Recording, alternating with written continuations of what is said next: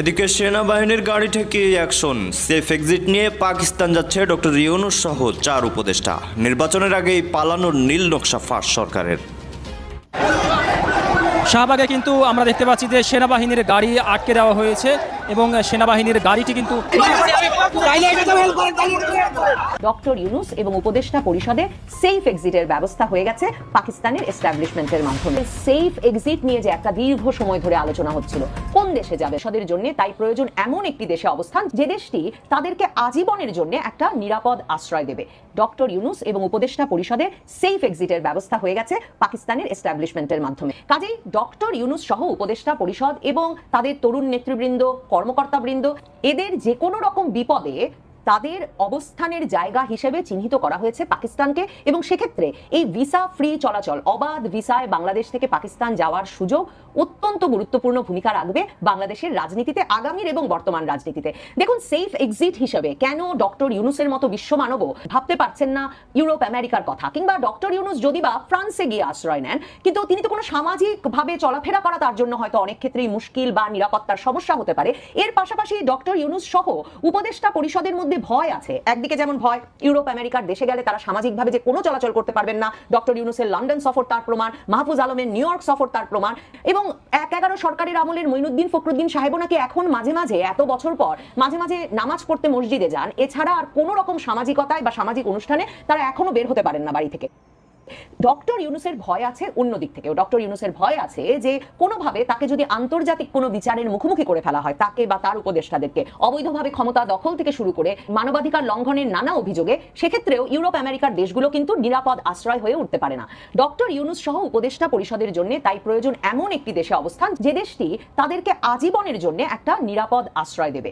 Doctor Yunus এবং উপদেষ্টা পরিষদে সেফ এক্সিটের ব্যবস্থা হয়ে গেছে পাকিস্তানের এস্টাবলিশমেন্টের মাধ্যমে। আর বিশেষভাবে ডক্টর ইউনূসের জন্য এবার অবসরে গেলে, মানে যখন তাকে নির্বাচন দিতে হয়, যদি তাকে নির্বাচন দিতে হয়, তাহলে নির্বাচন দেওয়ার পর নির্বাচিত সরকারের কাছে যদি তাকে ক্ষমতা হস্তান্তর করতে হয়, সেখানে যদি তিনি উপযুক্ত ক্ষমতাবান পদ না পান এবং তাকে যদি চলে যেতে হয়, তাহলে তাকে এমন একটা দেশে গিয়ে আশ্রয় নিতে হবে যে দেশে আসলে তিনি সেবামূলক কাজের সুবিধা সহ, মানে নার্স, ডাক্তার এবং বাসার সাহায্যকারী সহ বিভিন্ন সাহায্যকারীর সুবিধা সহ একটা বাড়িতে বা একটা ব্যবস্থাপনার মধ্যে থাকতে পারেন। কারণ আপনারা নিশ্চয়ই জানেন, ডক্টর ইউনূসের স্ত্রী, যিনি জাহাঙ্গীরনগর বিশ্ববিদ্যালয়ের পদার্থবিজ্ঞানের অধ্যাপক ছিলেন, আফরোজি ইউনূস, তিনি কিন্তু বহু বছর ধরে শয্যাশায়ী এবং ডিমেনশিয়া, মানে স্মৃতিভ্রংশ হয়ে যায় যেই রোগে, মূল যেটা লক্ষণ, সেই রোগে তিনি আক্রান্ত। এবং ডক্টর ইউনূস তার স্ত্রীর এত বিদেশ ভ্রমণের মধ্যেও কিন্তু আসলে প্রধান কেয়ার গিভার বা প্রধান যত্নকারী।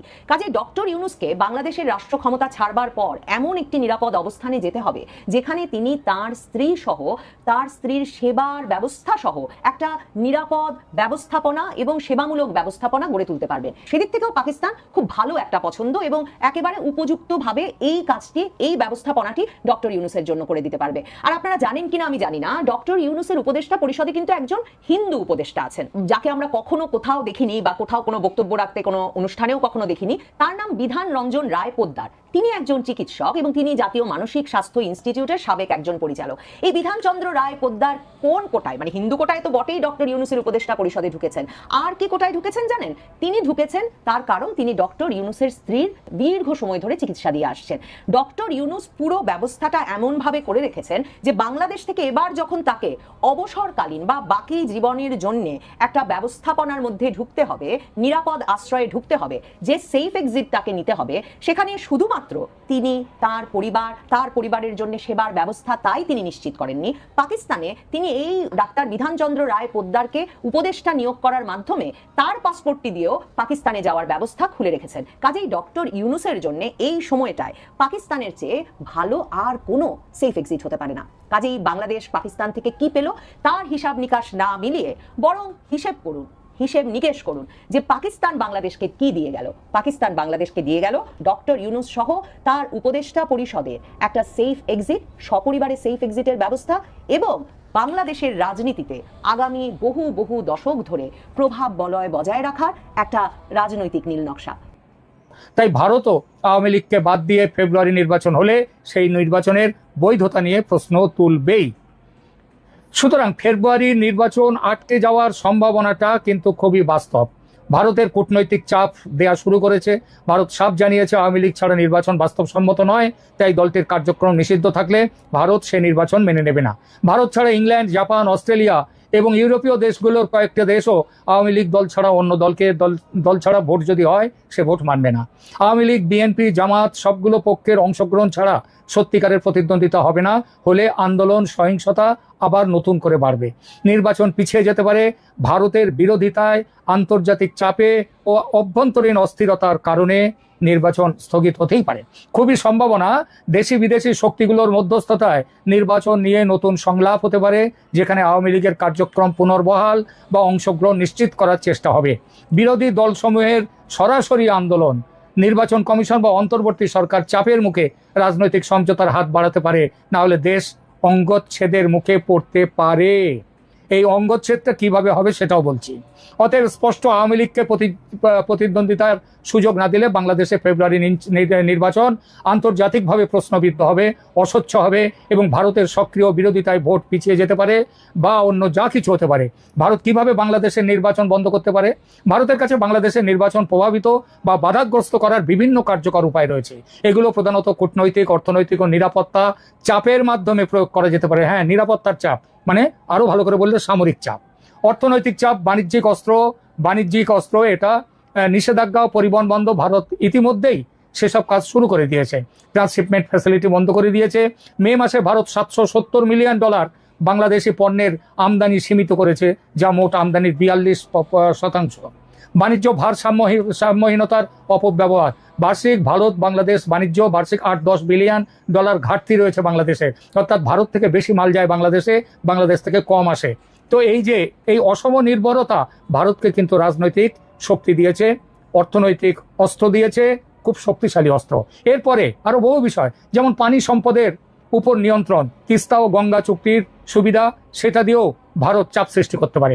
ভারত বাংলাদেশের 54টি অভিন্ন নদীর উজানে অবস্থিত, এর ফলে পানি নিয়ন্ত্রণের ক্ষমতা রাখে। গঙ্গা পানি বন্টন চুক্তি 2026 সালে নবায়নের এটা রিনিউ করার কথা, এবং ভারত এই চুক্তি রিনিউ না করে বা কঠোর শর্ত আরোপ করে বাংলাদেশের ওপর চাপ সৃষ্টি করতে পারে। তিস্তা চুক্তি দীর্ঘদিন ঝুলে আছে এবং ভারত চাইলে এই বিষয়ে আরো কঠোর অবস্থান নিতে পারে। 2025 সালের মে মাস থেকে ভারতের সীমান্তরক্ষী বাহিনী প্রায় 2000-এর ওপর ব্যক্তিকে বাংলাদেশে ঠেলে পাঠিয়ে দিয়েছে।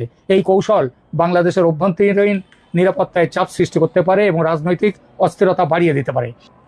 ভারত ত্রিপুরার কৈলাসহর বিমান ঘাঁটি পুনরায় সক্রিয় করেছে এবং শিলিগুড়ি করিডোরের আশপাশে সামরিক মহড়া পূর্ণ উদ্যমে চালাচ্ছে। বাংলাদেশের লালমনিরহাট বিমান ঘাঁটি পুনরুজ্জীবনের বিরুদ্ধেও ভারত খুব শক্ত অবস্থান নিয়েছে। ভারত আওয়ামী লীগ ছাড়া নির্বাচনকে গ্রহণযোগ্য নয় বলে দাবি করেই দিয়েছে। এর ফলে নির্বাচনের আন্তর্জাতিক স্বীকৃতি কিন্তু বাধাগ্রস্ত হবে। ভারত তার আঞ্চলিক প্রভাব ব্যবহার করে অন্যান্য দেশগুলিকেও নির্বাচন স্বীকার না করতে প্ররোচিত করতে পারে। ভারত একযোগে অর্থনৈতিক, পানি, সীমান্ত, কূটনৈতিক চাপ এবং সবশেষে সামরিক চাপও দিয়ে তারা বাংলাদেশকে তাদের নিজেদের রাস্তায় নিয়ে আসবার চেষ্টা করতেই পারে। তার কারণটা হচ্ছে ভারত বাংলাদেশ নিয়ে অনেক কষ্ট সহ্য করেছে, অনেক কিছু ত্যাগ করেছে, বিনিময়ে কিছুই পায়নি। এখন এই যেভাবে করেছে এবং ভারতে বাংলাদেশে বিপুল সংখ্যক সংখ্যালঘুরা তারা একটা ভারতের কি বলবো তাদের উপরে যে ব্যবহার, যে অত্যাচার করা হচ্ছে সেটা ভারতের পক্ষে অত্যন্ত শিরোপীড়ার কারণ হয়েছে। ওয়ান্স ফর অল ভারত এই সুযোগটা নিতে পারে। যদি আওয়ামী লীগকে নির্বাচনে অংশ না নিতে দেয় তাহলে ভারত কিন্তু সামরিক অভিযান করতেই পারে এবং নির্বাচন বন্ধের জন্য যত কিছু করা সেটা করতে পারে। আমরা আগেই বলেছি যে দুটো করিডোর রয়েছে বাংলাদেশের, যেটা হচ্ছে যাকে বলা যায় বাংলাদেশের চিকেন স্নেক। একটা হচ্ছে ওই রংপুর সীমান্ত দিয়ে মানে দক্ষিণ দিনাজপুর থেকে একদম মেঘালয়ের গারো পাহাড় পর্যন্ত এটা কেটে দিলে পুরো রংপুর ডিভিশন আলাদা। আবার ওদিকে ত্রিপুরা থেকে মাত্র 28 মাইল 22-23 মাইল নিচে নেমে এলেই বঙ্গোপসাগর, ওইটুকু কাটলে আবার পুরো চট্টগ্রাম আলাদা। সুতরাং বাংলাদেশের সামনে ভারত এইবার সহজভাবে মেনে নেবে না এই নির্বাচনে আওয়ামী লীগকে ছাড়া যদি নির্বাচন করা হয়। দেখতে পাচ্ছি শাহবাগ মোড়ে সেনাবাহিনীর গাড়িকে আটকে দিয়েছেন বুয়েট শিক্ষার্থীরা। এই মুহূর্তে আমরা দেখতে পাচ্ছি সেনাবাহিনীর একটি গাড়ি, সেই গাড়িটিকে আটকে দিয়েছেন বুয়েট শিক্ষার্থীরা।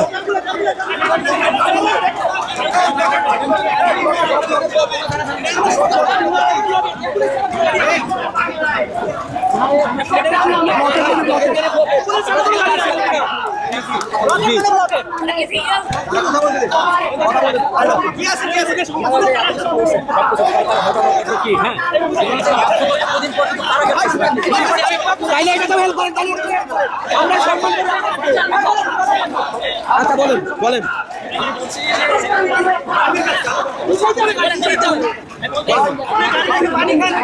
আপনারা আমাদেরকে করেন, আমরা সারা 1 বছর শান্তিপূর্ণ কর্মসূচি করছি। আমাদের সেনাবাহিনীর গাড়ি ভাই সাথে আছেন আমরাও জানি তিন দিন ধরে রাজ্য আন্দোলন করছে। না না ব্লকেট মানে ব্লকেট